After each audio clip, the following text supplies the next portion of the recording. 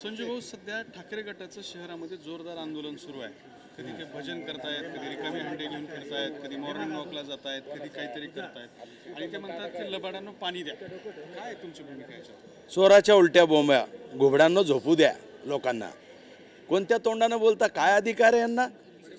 आज संजय केनेकर आहे ज्याला उद्धव ठाकरेंनी 2 वेळेस नारळ फोडलं पाणीचं सुरूचे पाणी पाईपलाईनसाठी. पण झाली पाईपलाईन चालू त्यावेळेस मी उद्धव ठाकरेंना जवाब विचारायला गेलो होतो, मला अटक केली होती.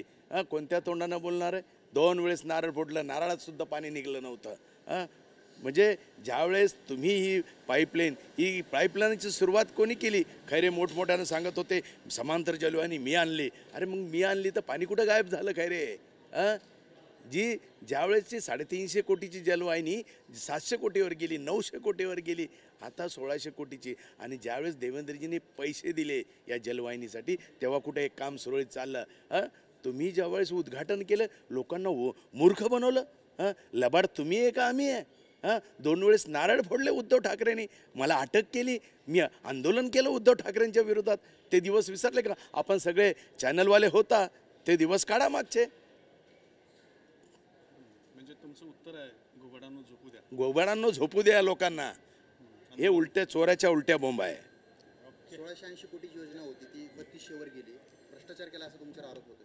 भ्रष्टाचार रात्रीतून खैरेंनी किती जणांना पैसे वाटले?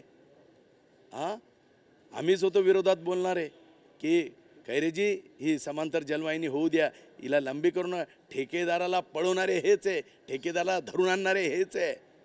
2014 ते 19 देवेंद्र फडणवीस हेच मुख्यमंत्री होते, तेव्हा देखील काही अडचणी, त्यावेळी त्यावेळी सुद्धा देवेंद्रजींनी अडचण सोडवली.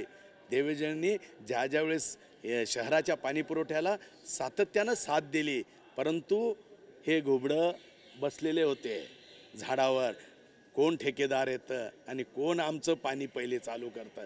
यांच्या घरात पाणी आलं, लोकांचं पाणी नाही आलं, लोकांच्या डोळ्यात पाणी आलं. हे दिवस तुम्ही आठवा, मागचे दिवस. मी स्वतः अटक झाली होती मला. पण समांतरच्या काळामध्ये 15 वर्ष तुम्ही देखील सत्तेमध्ये होता ना, तुम्ही देखील 50% जबाबदार तुम्ही पण आहातच ना. मात्र तुम्ही त्यांच्यावरती बोट दाखवता, ते तुमच्यावर बोट दाखवताय. मात्र छत्रपती संभाजीनगरकरांना पाणी मिळत नाही. खऱ्या अर्थानं संभाजीनगरकरांना पाणी मिळत नाही हे सत्य आहे, परंतु या पाण्यासाठी सर्वात जास्त भारतीय जनता पार्टीचे खरं तर श्रम लागलेले आहे. अतुलजी सावे यांनी या जलवाहिनीची पूर्तता केली. अतुलजी सावेंनी खऱ्या अर्थानं याच्यात समर्पित होऊन काम केलं. अतुलजी सावेंनी विसरता येणार नाही. अतुलजी सावे देवेंद्रजीकडे बसले आणि या जलवाहिनीला पैसे आणले. यांनी खोटे नारळ फोडले.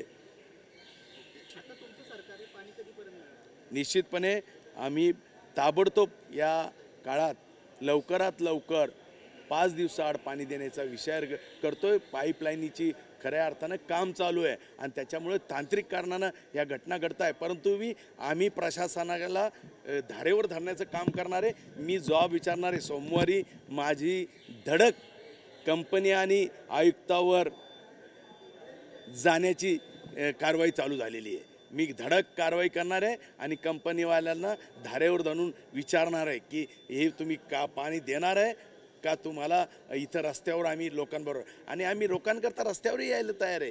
प्रशासनाच्या विरोधात जाणार आहे मी जाईल प्रशासनाच्या विरोधात.